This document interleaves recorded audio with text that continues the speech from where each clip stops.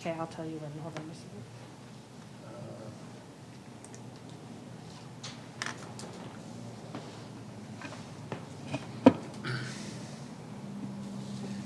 second. Okay, you're good. All right, well, it is 6:02, so we'll call these special meeting of the Millwood Beautification and Tree Board to order at 6:02. So we'll do a roll call for attendance. We have Charlie Peterson. Yep, you're gonna use turn your mics on. Charlie Peterson, a tree board member. And Vicky. Here. And Debbie. Here. Okay. And then I'm Paul Allen, City of Millwood. And we have Daniel Hecox off to the right. And we have Christina Jansen, who is running our controls today. That's right. Yep.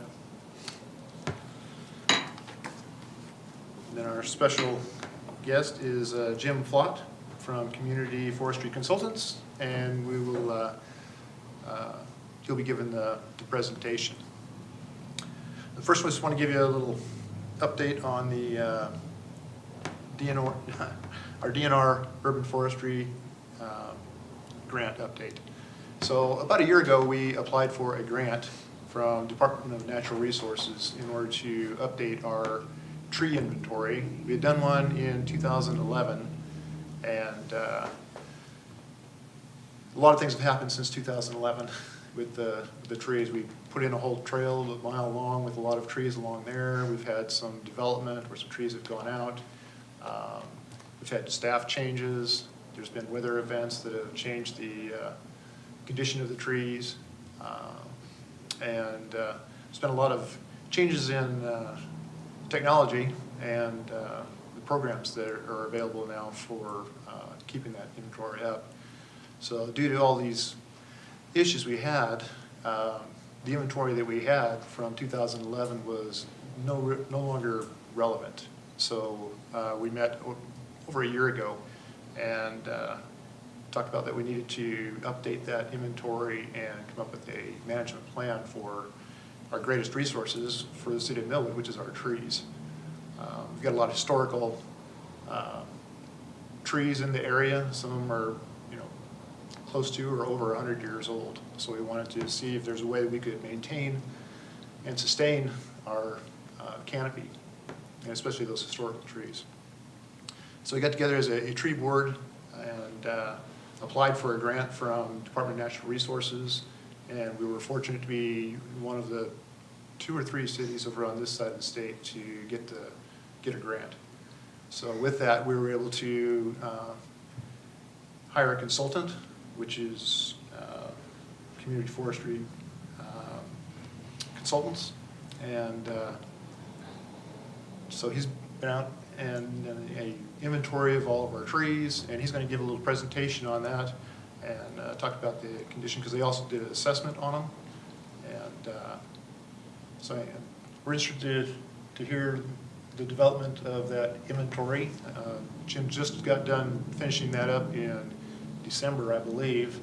We had some strange weather this fall, which delayed a few things, and there was some other issues that came into factor, but we were able to get that inventory completed, and now we'll be working on the management plan from the information that we gathered. So anyway, I'd just like to introduce Jim Flott, and I'll let him take over from here. Okay, thank you, Paul. And thanks to everybody for coming tonight on a cold, wet night. So what I'm gonna do tonight is kind of walk you through some of the component parts that you're gonna see in the management plan, of course, in much greater detail than what we can present here tonight. So I'm not gonna spend a lot of time with me up here talking. I'll give you some of the background on what we found out in the field doing the assessments on the trees, and then I will tell you a little bit more about the plan components and leave the rest of the time for you to ask questions, all right? Because I am fairly certain that what you're going to see on the screen here in the presentation is going to trigger some questions. So, all right, so here we go. Uh-oh, We have to point it at. now it's not working. Try now. There we go. Okay, here's your test for tonight. You didn't think you were going to get tested tonight, did you? So there's one answer to this series of questions that you see up here. How can we extend the life of city streets by 10 to 15 years? How can we help the downtown businesses improve their bottom line? How can we reduce stormwater runoff and improve water quality? How can we increase property values? How can we get a $3 return for every dollar invested on money that the city spends? How can we reduce carbon dioxide and pollutants? How can we reduce erosion, wind speed, conserve energy? How can we reduce crime, incidents of violence and vandalism, and make the community safer? Any ideas on the answer to those questions? Why we're here tonight? Trees. Trees. They have value and they perform a lot of benefits for communities, not just people, but many other organisms as well. They're what we refer to as ecosystem machines. They provide all sorts of services for many organisms on the planet. You saw a list of things that we benefit from, but there's many other organisms that rely on trees. So when we're looking at the value of trees, there's many sources where they provide value: architectural, engineering, environmental, recreational, wood recycling, fruit and nut production. Think of all the products that we get from trees. Wildlife habitat, and there's many others related to the environment as well, social benefits as well. People that are hospitalized and have views of trees heal faster. So architectural, space articulators, they screen up very objectionable views. Privacy control. Most of you probably have, if you have a neighbor, maybe you put up a fence, but maybe you put up a landscape tree to create a natural barrier. Engineering. It affects all of our heating and cooling systems. We can use trees to control traffic because streets that are lined with trees, people drive slower along those streets. Erosion control on slopes. It abates noise. Air quality, water quality, stormwater abatement. All these things are provided by trees. But of course, the aesthetic value. Softening of any kind of house or structure. Framing the house. Background for any kind of structure. Some of the more unsightly architecture that we have in communities, we can actually screen those and create a decorative appearance with the trees. So, trees enhance property values. They increase the city's infrastructure value. They reduce heating and cooling requirements. They enhance human sociability. All these are benefits associated with trees. These are very well documented through many years of research. So we will bring these benefits as part of the plan with the referenced resources behind all of these benefits that I'm going through with you, okay? So property benefits. This is some work that was done right here in the state of Washington, as an example, by Kathy Wolf, who's a social researcher that works in the urban forestry area. So market prices, excuse me. Market prices of lots that are treed sell for a much higher price based on the volume of trees on there and the canopy cover associated with the trees. So those are just a real short list of some of the benefits that trees provide for the community. When we did the inventory, which is what the basis for building the management plan is, in order to really build a management plan for any kind of product, you need to know what that product is, where it's located, what kind of conditions it's in, and begin to work back from that to develop a plan. If you don't know what's in the warehouse, how can you manage what's in the warehouse? So essentially, this is doing a very comprehensive data collection on all the street trees and the park trees in Millwood. So picture it as much like when you go in to see your doctor for your annual physical, it's a head-to-toe assessment, and sometimes testing, following up on that. Well, we do the same thing for trees. It's a top of the tree canopy all the way down to the base of the tree is what we're looking at when we assess trees. So we just finished this, as Paul said, in the fall of last year. We came up with a little less than 1,000 trees in the parks and the streets and along the trails. 85% of those require pruning maintenance of some type or some degree. 100 of those are in need of removal because they're in poor or very poor condition, or in some cases dead.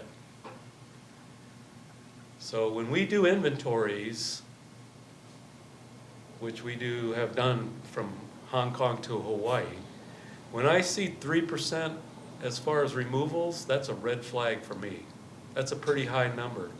For the small quantity of trees you have, 11% of them require removal.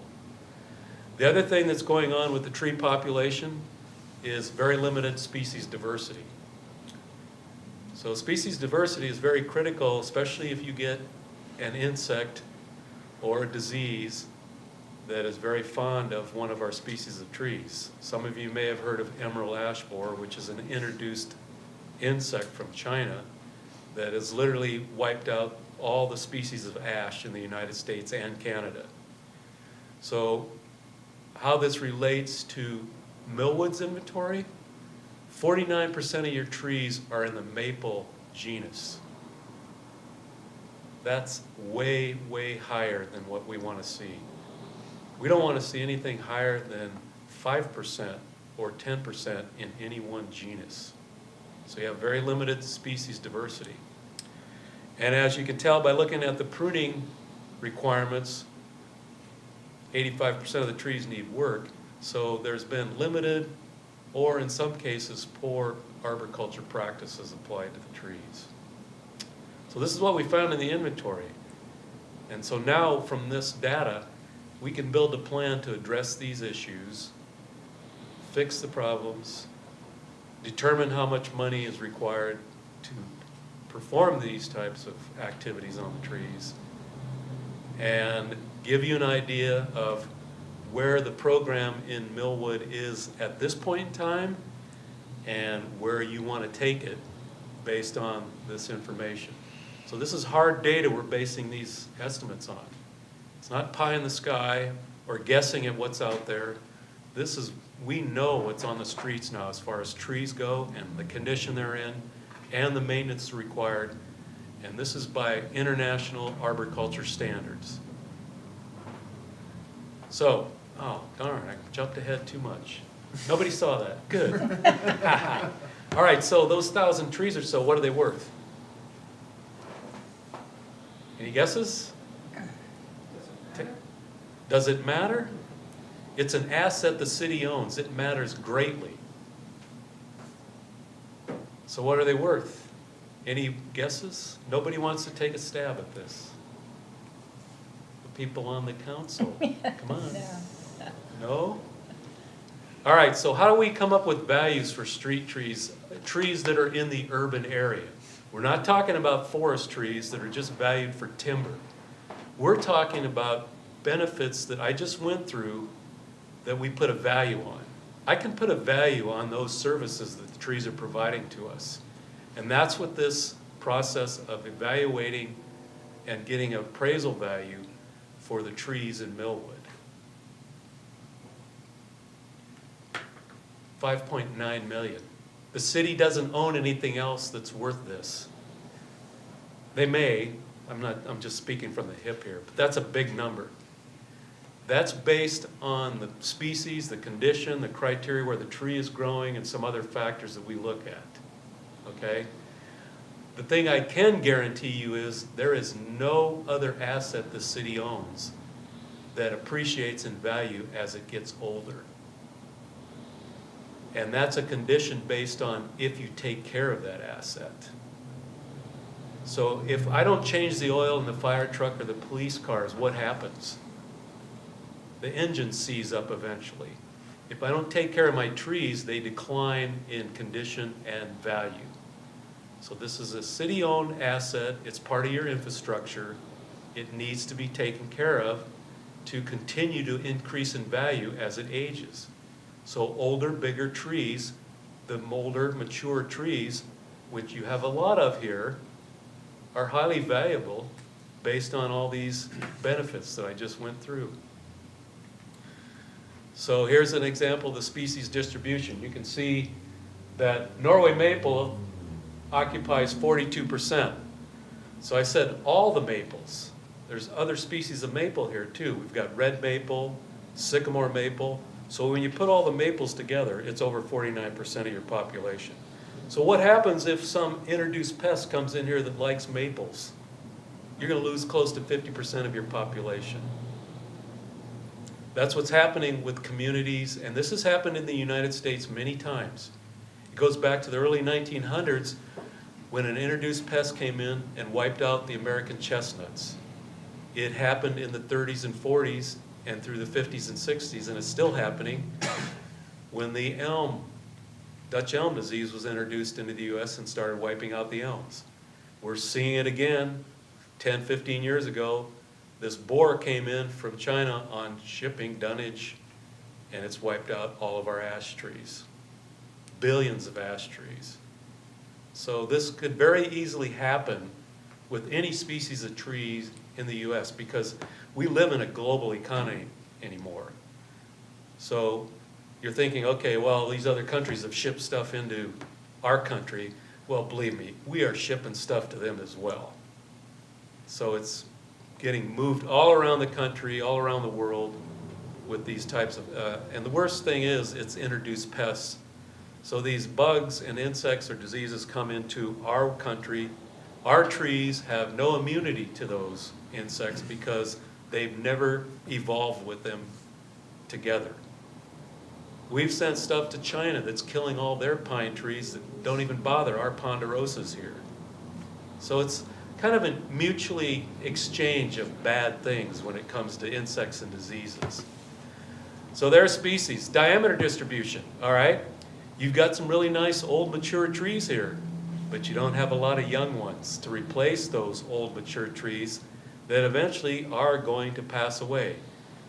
They are biological organisms just like us. Many of the trees you have here, the oaks, those are typically very long-lived trees. As Paul said, some of those oaks are over 100 years old, which for an oak, it's fairly young, because we have oaks in the United States that are 200, 300, some even 400 years old. But those have been maintained properly, and they have some very specific growing conditions and site conditions that are very useful for their growth and long-term lives. So, but you look at that population, see where the distribution is? That distribution with the highest bar there is looking at a lot of your trees that are approaching maturity and getting older, especially as you move towards the right of that bar graph, that chart. You've planted a lot of new trees initially in that small world, that small graph on the blue, the 1 to 3 inch diameter, and I can tell you exactly where those are at. That's all along the trails. Those are all newly planted trees along your trails. But as far as the parks and along the streets, older mature trees. Condition ratings, as I said, a lot of your trees are in that fair condition rating, the majority of them. So about 55, 56% of the trees are in the fair condition. But you've got almost 11% in the poor, very poor and dead, and most of those trees are the removals. You've got some in excellent condition, and a lot of those in excellent condition are the recently planted new trees. Risk trees. Some of those removals are associated with risk for various reasons. They have structural defects in there that have affected the stability of those trees, and they are a higher risk and have a greater potential for the likelihood of failure. Maintenance needs, I already talked a little bit about this. Of those 1,000 trees, about 85% of them need pruning. You got about 11% that need removing. Lot of dead branches in all of your trees, some with codominant stems, which is a structural stability issue in the crown of the tree. These are simple problems that could be addressed, but they are not being addressed. As you can see the size of that dead branch in this tree. That's a pretty big branch to leave hanging in a tree that's dead. And there's a lot of those out there.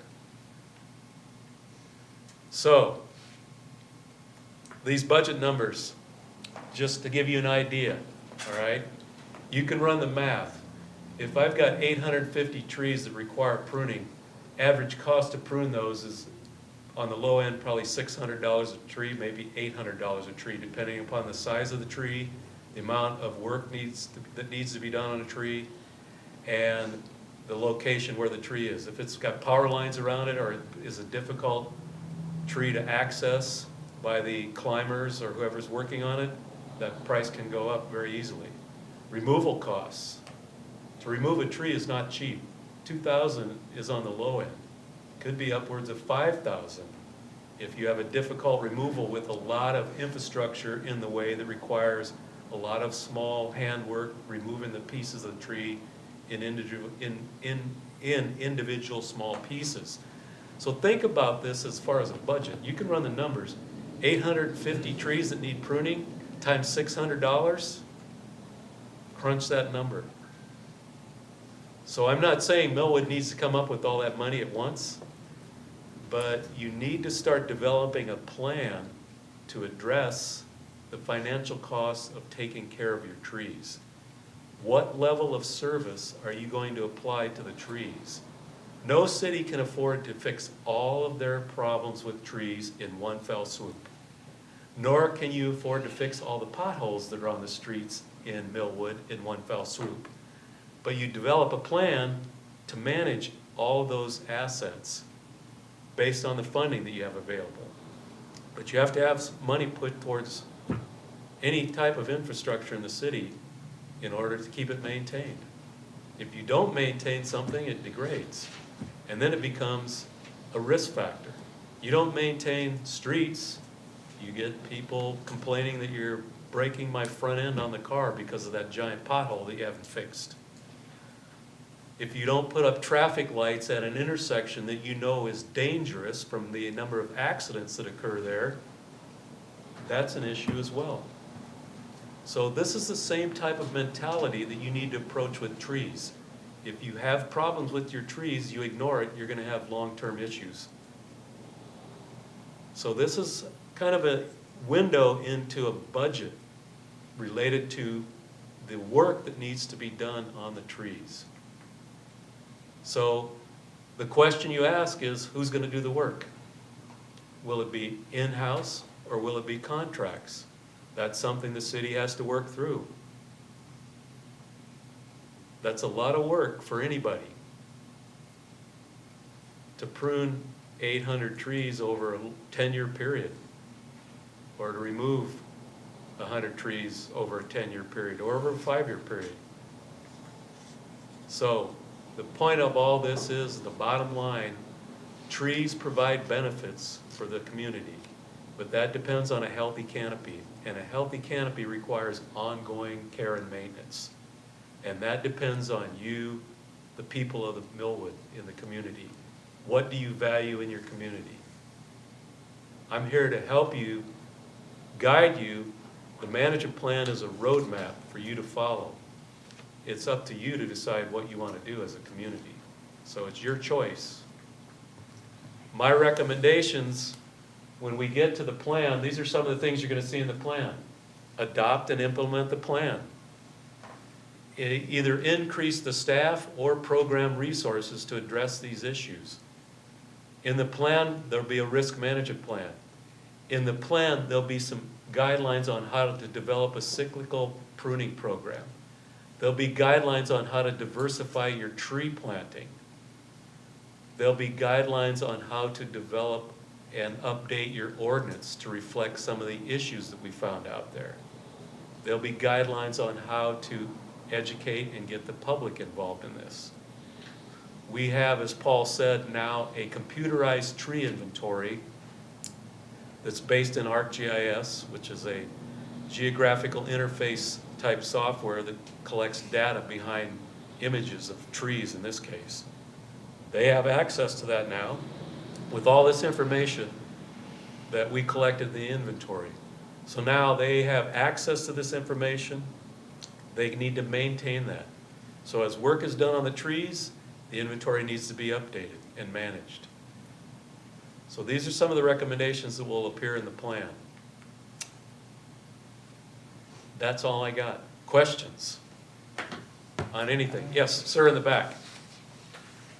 What's the percent of the trees are actually on Millwood property and owned by the city of Millwood to trees that are on private property owned by the residents? Owned by the adjoining. We tried to focus on the trees that were solely held by the city, in the city right-of-way. But there are some trees on private property in which part of the tree hangs into the public right-of-way and could impact the public right-of-way if there are issues with those trees. We did collect some of those, but the majority of the trees are in the public right-of-way. Well, thank you. You're welcome. Yes, sir, on the left. How far is the public right of way from the actual road? It varies, depends on the street. But typically, if you have a curb and a sidewalk, the space in between the curb and the sidewalk, that parking strip, that green space area, Yeah. that's, the public right-of-way goes behind the sidewalk. Yeah. If it's a curb and integral curb and sidewalk, where the sidewalk is butted up against the curb and the tree is right behind the sidewalk, it could vary to be right behind the tree, or in some cases, the right-of-way could go well into the front yard in some cases. It varies by the street. Based on when they were laid Yeah, out? based when they were laid out. If it's an arterial street, it's gonna have a wider right-of-way. Yeah. If it's a smaller residential street, smaller right-of-way. So it varies. And we took that into account when we actually did the data collection. Okay. So that the GPS points of where the trees were located were provided to me by Daniel, who did the GPS points based on that information that I just gave to you. Yes, ma'am. On that too, is there a way to tell from the data how many trees are those Millwood-owned street trees versus park trees or trail trees? Yeah, easily enough, because one of the layers of information that we can put in the tree inventory is a map of the parcels. And the parcel maps actually show your property lines. So once that layer is put in there, we can cross-reference it with the trees that we collected, because the trees are actually pinpointed exactly where they're located using GPS. So you're all familiar with GPS, you use it on your phones all the time for direction. This pinpoints those trees where they're located. So once we put in the parcel layer of your property boundaries, we can tell you exactly based on the point and comparing it to your parcel lines. Do you have a sense of those 1,000 trees, how many are street trees? The majority of those were. I don't remember the exact number, but the majority of them were. That's what our focus was. Really, there weren't a lot of trees that, and in fact, some of the trees, as Daniel will tell you, when we were out, when Daniel was out helping me, so he'd learn how to use the software, is we pulled some of them out that I thought were too far out. So we were looking at trees, if they were in somebody's front yard that were well beyond where the trunk was located, if they were well beyond the right-of-way, but if a scaffold branch or a part of the tree is hanging way out into the street that could impact the public right-of-way, that tree was collected. In the back, Mike. Jim, there was a figure of 6.9% of unknown tree species. Can you elaborate on what that could be? Actually, that's trees that were spotted back in the day, and they're still in the inventory, I just haven't cleaned it up. There are no unknowns. None, and you know that better than anybody. We don't collect unknowns. I know every species of tree and can identify every species of tree in Millwood and anywhere else in the United States.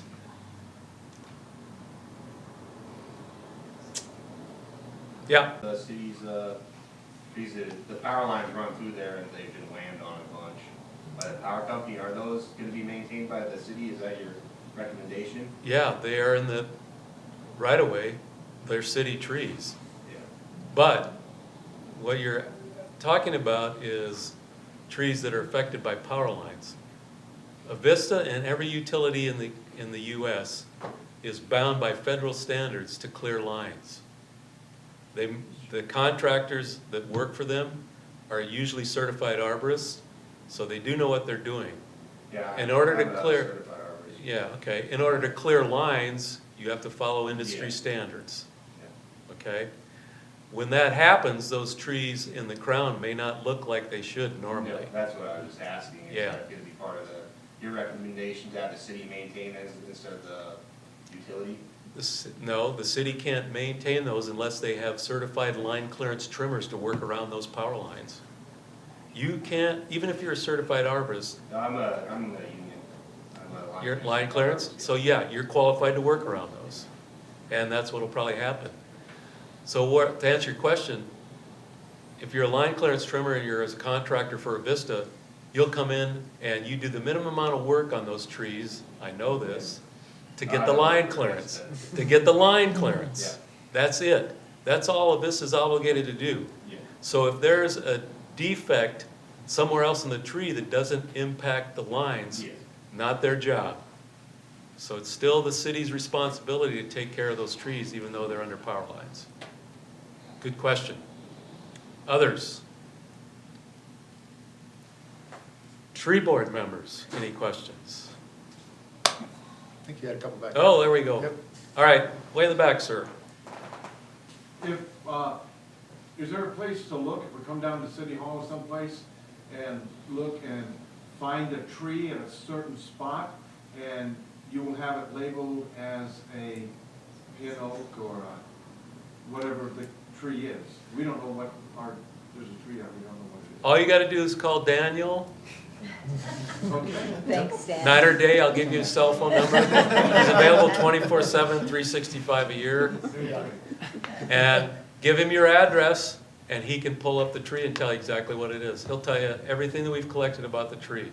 Okay. Oh, that's- Give him time, though, because we are still downloading some of the data. But once that's all done, he can answer that question like that. All right, thank you. You're welcome. Up front, yes. What are the opportunities for us to plant additional trees? Good question. I have some pictures that I've taken of streets in Millwood that have absolutely no trees on them. There are a lot of opportunities here. We didn't collect available planting spaces, but there are a lot here. So there's many opportunities to plant trees. And we have a lot of variety of trees, other varieties of trees, some of which don't grow as tall. That may be. That are suitable under power lines. Yeah. But if we have space for a large tree, we don't want to plant, we do not want to plant 3 small ones. We want to plant 1 big tree. The other thing with the question you asked, excuse me, how many trees should we have a lot of trees to plant, but how many should you plant? The answer to that is, how many can you take care of? If you don't have the money to take care of 100 trees, don't plant 100 trees, because they will die. They need maintenance. You just don't plant a tree and walk away from them. They need to be taken care of in order to thrive. Had another question over here. I saw somebody's hand. That was my exact question. I mean, maybe more specifically, how does this management plan dovetail into future planting plans? Like you said you had a street that you had identified, that sounds wonderful. But does the management plan kind of talk about recommendations for new plantings? Yes, it does. Great. Absolutely. Very comprehensive plan. Covers everything you need to know in order to run an urban forestry program. Yes, sir. In our area, that would mean some irrigation. Not necessarily. You don't have to install fancy irrigation systems to water a tree. But they do need water. Every plant needs water. That's the most limiting factor to plant growth is water. Not nitrogen, not phosphorus, not potassium, water. So there's simple ways of watering trees that don't require a lot of sophisticated equipment or installing expensive irrigation systems. I can take a city rig, put an 800-gallon ag tank in the back with a valve on it and a hose, and I can water trees. But I need the staff to do that, or the people to do that. Yes, sir. And then, so theoretically, in people's yards that are on the side streets or whichever, if you have a certain amount of right-of-way in their front yard, can you plant a tree there? Yeah, absolutely. If we've got space, we can plant a tree. Yeah. Before you plant it, though, we want to know, we want you to contact the city so we can go over that, and make Oh, sure I'm it's not meeting the our city. management plan. But no, anything in the right of way, like Jim said, that's where the city plants the trees in the right of way because that's city property, Yeah. public property. But for a citizen to plant into the right of way, you would have to contact the city to make sure that it's okay before you actually go and plant that tree there. Because there might be a reason that, where we want that or we don't want it, or, Yeah. too close to a sidewalk. I mean, Yeah. we don't want to be Somebody surprised plants that somebody Walmart planted a house or plant. something right there. Plus, we want to be able to include that into our inventory so that we can continue to manage that. If people are just planting there and not letting us know that they're putting trees in there, it's hard for us to keep them our management. And a couple other key things with that is, when we plant a tree, we don't want to plant a problem. So we don't want any conflicts with other infrastructure items, above and below ground. The other thing is, as I said, 49% of your population is in the maple family. We don't want any more maples planted here. We want other species besides maples. Well, I got a lot of them starting from the neighbors. Exactly. That's why we have 49 trees. Norway maple is the most common of those trees planted here. And in some parts back east, some of the maples have been designated as noxious weeds Wow. for the very reason that you just mentioned. They produce a lot of seeds, and those germinate everywhere in a lot of native areas, and sometimes they'll overtake an area.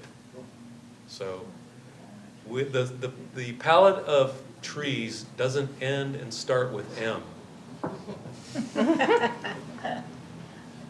Yeah, question? Another question about new trees, is there something, how we can encourage property owners to plant trees and give them some guidance on varieties and maybe even some Yeah, there's discounts on buying trees or something? Yeah, there's a lot of ways to encourage homeowners. One way, obviously, is cost share with them. If they want to plant a tree, maybe the city goes in half with them. And there's a lot of ways to do that. So a lot of options there. When you begin to start planting trees, when you have the money to take care of those trees, rather than buying one tree at a time, maybe you buy a truckload of trees and you get volume discounts. But how could we, even if a person wanted to do it by themselves, what kind of guidance could we give them for a good tree to grow in our area? There'll be some language in the plan about how to plant trees properly. And then there's tons of information that you can gather from our local county extension agents. There's a lot of information online as well about how to plant properly. There's also a lot of misinformation on how to plant trees online as well. So the county extension's a good source. Some of the local arborists are as well. They do a lot of planting. Some of our colleagues in other segments of the green industry occasionally plant trees well, and they also occasionally plant trees poorly. Yeah, question? Yeah, I apologize for missing the first few minutes of the meeting, and this may have been addressed. Do you have anything on septet or crime prevention through environmental design involved in what trees and how to maintain them? As far as septet goes, many of the benefits that we talk about really affect that. And when we start talking about putting trees in place, all those environmental benefits are accrued, and the bigger the tree we can plant, the bigger that tree is going to be at maturity, the more of those benefits are going to be realized. It goes back to the question this gentleman had. If we have availability to plant a new tree, don't plant 3 small trees where you have room for one large shade tree that provides all sorts of benefits. So you might have missed, if I can back this up, which I think I can. Were you here for this slide right here? No. So, read through that, that's answers your question. And the answer to all those questions is one word: trees. Yes, I have sir. a question, that's probably not quite as pertinent as all these other great questions, but I had a question on this slide. Yep. Tell me how trees reduce crime. Oh, that's well documented. Well researched from the 90s and continues to be well researched. So in areas of high crime rates where they actually cleaned up the neighborhoods and started planting trees and landscaping, crime went down. Really? Yes, absolutely. Sorry to interrupt. No, go ahead. If you selectively plant them so they draw attention to a window or door, that'll reduce crime. Whereas if you block the view of the house, it might increase. Yep. Keeping it trimmed at a certain level so you can see what's happening at the base of the tree. Well, we're not talking about putting shade trees up against a house. Yeah, and that's why You're talking more about shrubs. No, I'm talking trees, but Well, you're talking about small trees, and we're talking mostly here about big shade. shade trees or trees that are gonna get 30 or 40 feet tall. And even small trees should not be parked up against a house. It's not the place to plant them. But I understand completely where you're going. That's all been researched in our industry as well. So, no, you don't want to put a tree that blocks a window or hides a house. But I'll tell you what I'd plant in front of a window that I was concerned about. One of those nice shrubs that's full of big nasty thorns. Well, it's an issue we have in the city of Spokane where the park was not keeping from the ground to the shade. And it was allowing for a lot more increased crime. So I You're want- talking about raising the crown so you could see through those. Yes. I was the former city forester for Spokane, so I'm I very thought you looked familiar. very familiar with what you're talking about. So that's part of the problem, but there's also a policing issue associated with that as well, okay? Yep, I don't know how related my question is, but we've lived on Liberty for 14 years, and we've had a lot of experiences with trees. You can guess like the typical stuff that happens, but we talk about trees a lot. We're a fire and police household and family, so there's a lot of perspectives.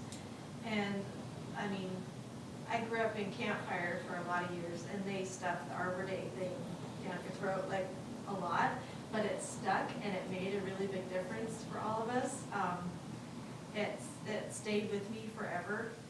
So we have questions about who owns what, and what we're responsible for, and what we should expect the city to do, and what our first actions should be when there's emergencies. So one of the most recent things that has come up, but is annual, is one, is the funding required to maintain all the leaf pickup part of this same budget?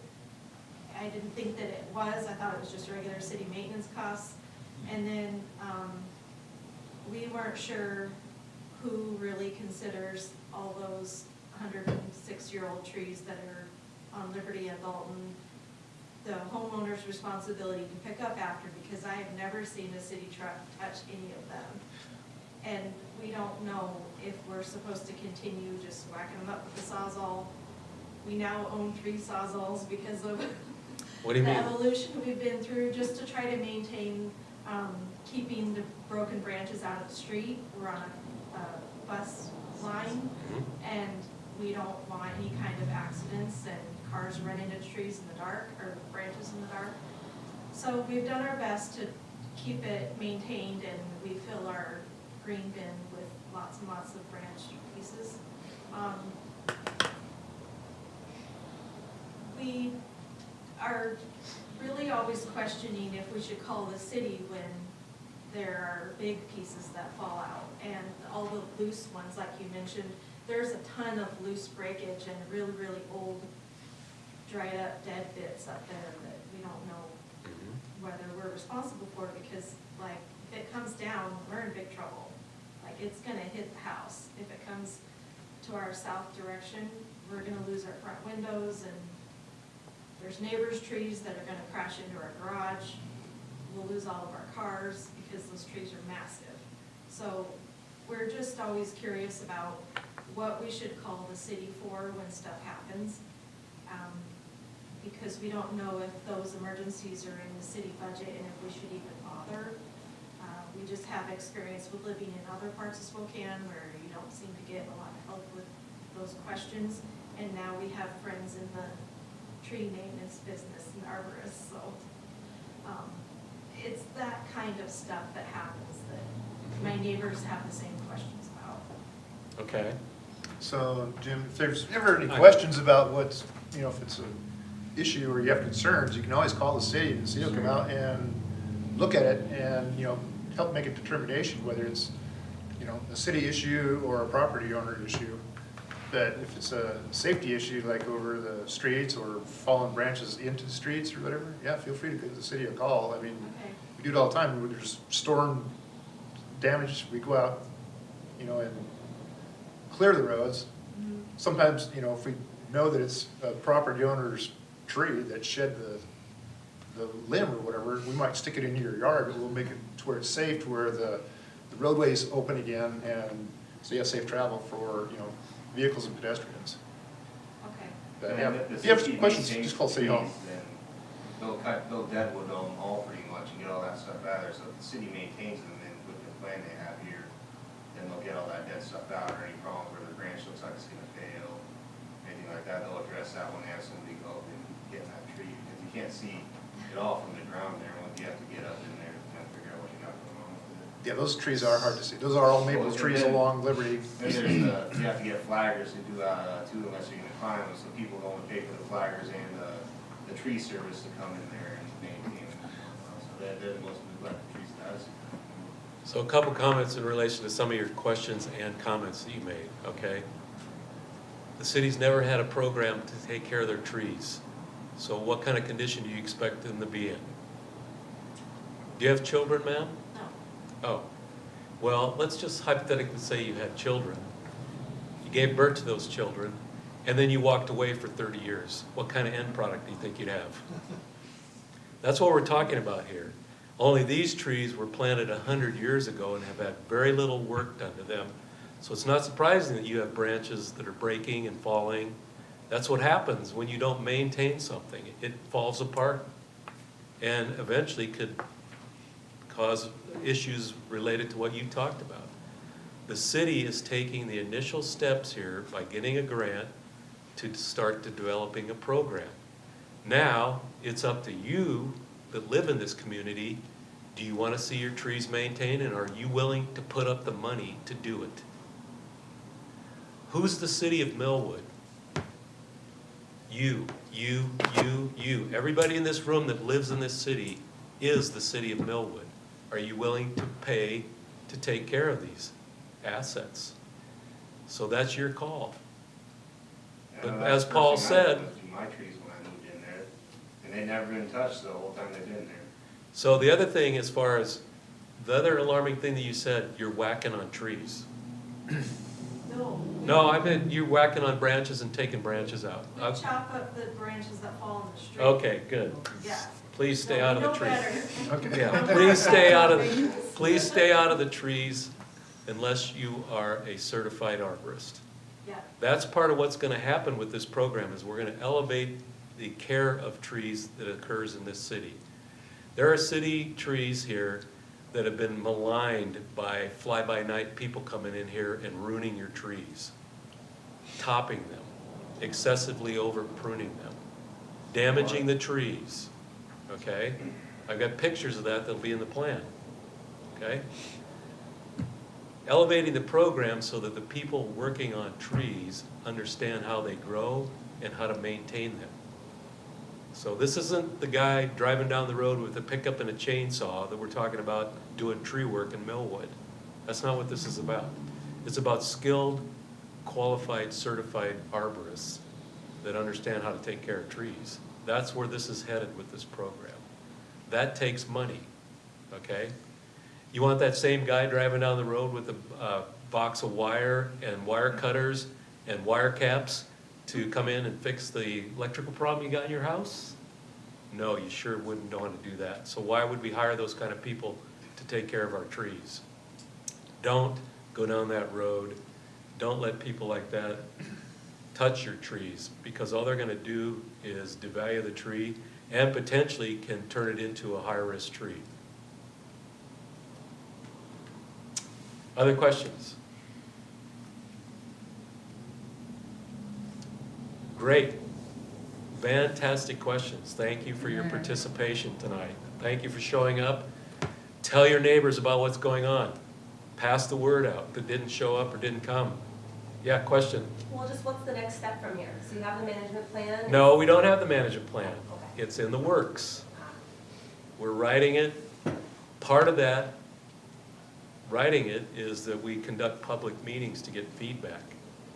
So the question I have for you that are here in the audience, what do you see as the biggest problems with the trees in the city? And this young lady already told me a few of them, which we already know about. So a lot of dead branches, issues in the crowns of the tree, branches falling out. What are some of the perceived problems that you guys see with trees in the city? I have an opportunity, I'll share when we get to that. Go ahead. Millwood's small, there's enough available space as discussed that has opportunity to plant trees. You have a tight-knit community. And just looking at the map on how much pruning is, 600 to prune and 2,000 to remove, I see an opportunity to get the citizens of Millwood involved. Like you said, the cost sharing, maybe the city pays for the tree, volunteers plant it, and then they sign an MOU saying we'll maintain it, we'll care for the tree, we'll water the tree, and they're held to that. It's probably not that strong of a legal document, but what a great opportunity to really build character in Millwood, to get citizens to plant with the city's support and maintain, save that $600, that $2,000 for a poorly planted tree. That's an admirable goal, but this still comes down to where's the money come to maintain these big old trees that we want to keep around for the next generation. You can't just keep planting trees and neglect what you already have. No, that's very true. That's very true. But I mean, maybe with the throwing new trees at the problem, you'd increase awareness and city buy-in. I'm not saying don't plant trees, I'm saying be very judicious about what you plant and be able to maintain those. The city already has a lot of new trees planted all along the trails. Those are all brand new trees. That's a pretty heavy task already that they're having just to maintain those trees. So there's probably several hundred trees probably along the trails. When you say 200 or 300, would be my guess? Yeah. Somewhere in that vicinity?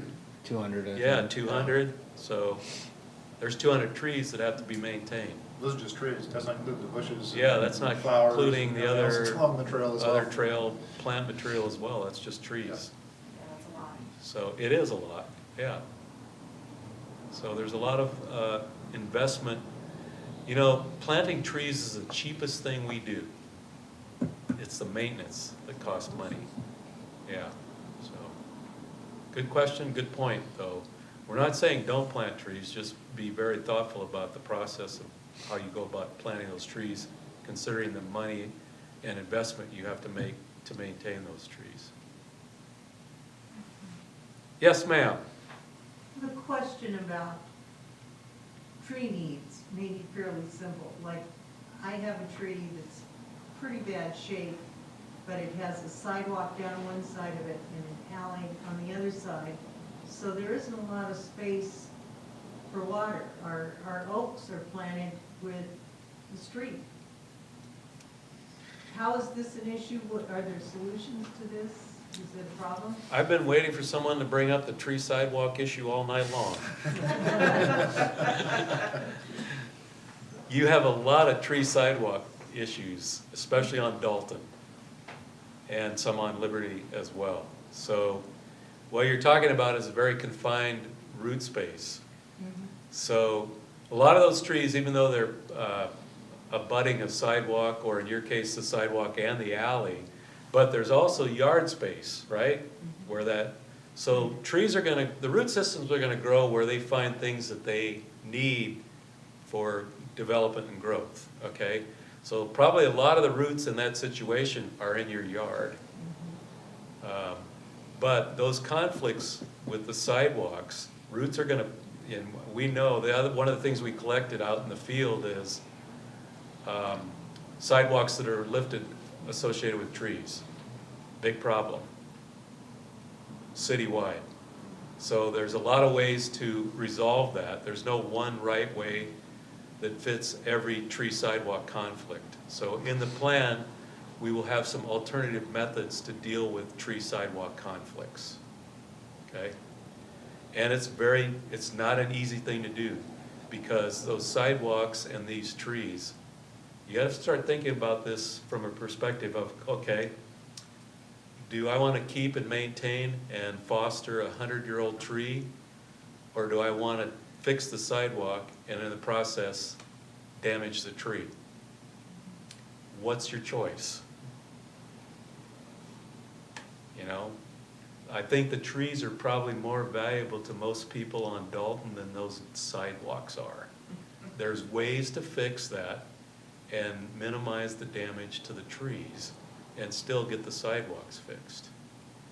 It's a situation that we in this generation have inherited because the people who planted the trees back in the day, there weren't sidewalks along Dalton. The sidewalks were put in long after those trees were planted, were they? No, Nope. same time. Same time? Yeah. Okay. Trees were a lot smaller though. The trees were this small when they were put Yeah. in, Trees were so there small. wasn't the foresight to realize that those trees were going to get big enough to impact the sidewalk and the curb. That's what you think, that's when we're talking about planting trees, when we say you have to look at the site where the tree is going to be planted so that it doesn't interfere with other infrastructure in the city. We don't want to plant problems. And back in the day, that's what happened. They literally planted problems. You would never plant a tree that close to a sidewalk nowadays. Just never would happen. So, but we're faced with dealing with that. So, do you want to retain the trees and keep them healthy? I would bet most of the people in Millwood would say yes to that. So, that's a challenge that the city faces to fix those issues. Great question, thank you. Any others?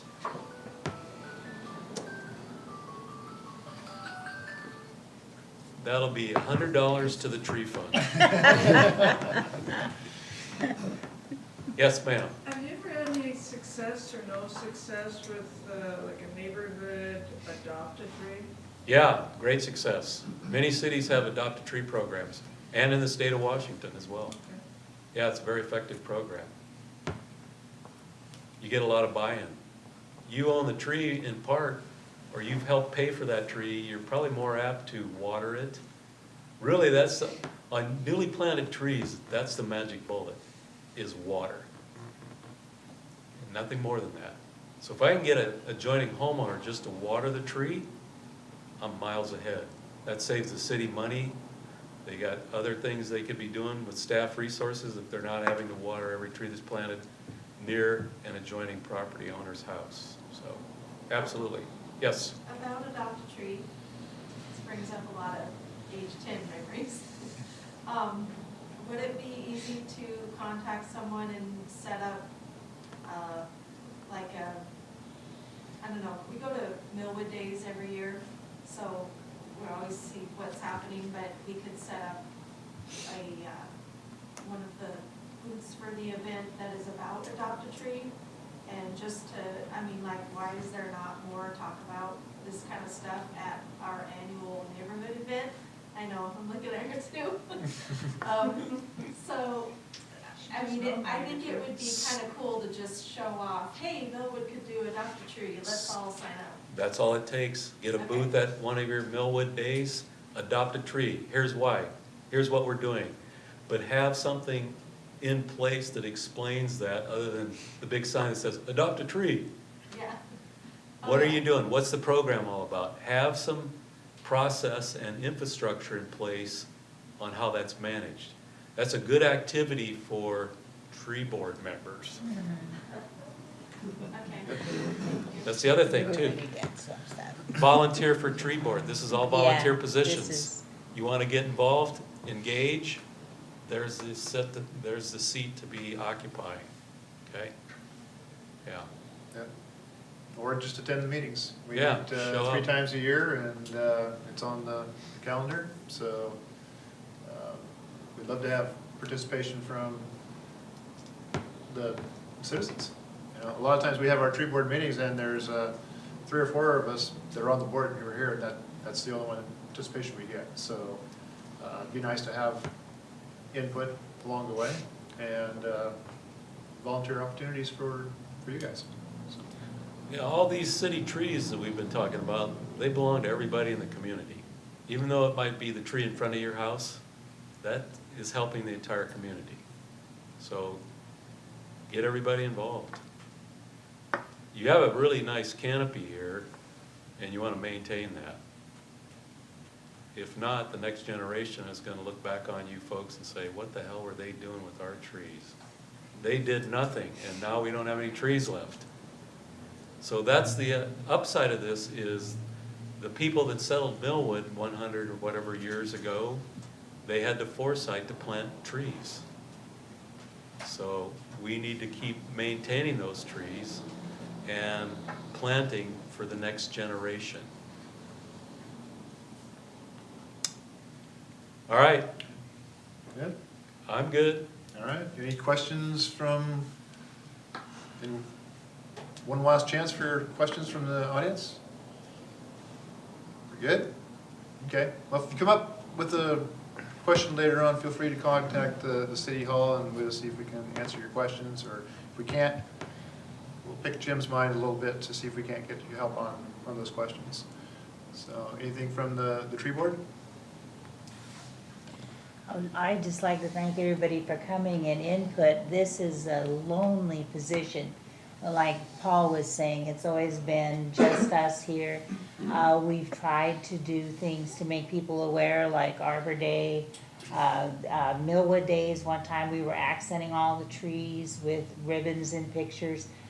The feedback and input after all the work has been minimal, I think.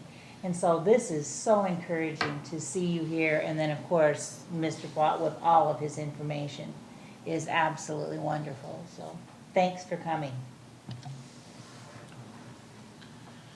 All right, anybody else? Dan, do you have anything? Good. Okay. Again, I just want to thank everybody for coming out to this meeting as well. It's nice to have the participation, like Vicki said. Next steps, I guess, we've got the information that we've gathered from the inventory. We'll have another meeting in March, which is actually our actual first meeting of the year, besides the special meeting that we had. And then hopefully we'll have some information that we can share at that March meeting, and we'll be meeting with Jim as he's working on the management plan. But that'll be he's going to gather the information, get it to us, put it into a plan, and then we will look for another public meeting for more public input as we go through that. Yeah, I hope to have a pretty final rough draft completed by that March meeting. So that'll be out for review. And that next meeting is March 27th. So it'll be the last Monday of the month. 5:30, isn't it? Yeah, so our meetings are currently at 5:30. That may be changing because all of the other city committees and meetings have all changed to 6 o'clock now. We were at like 7 or whatever.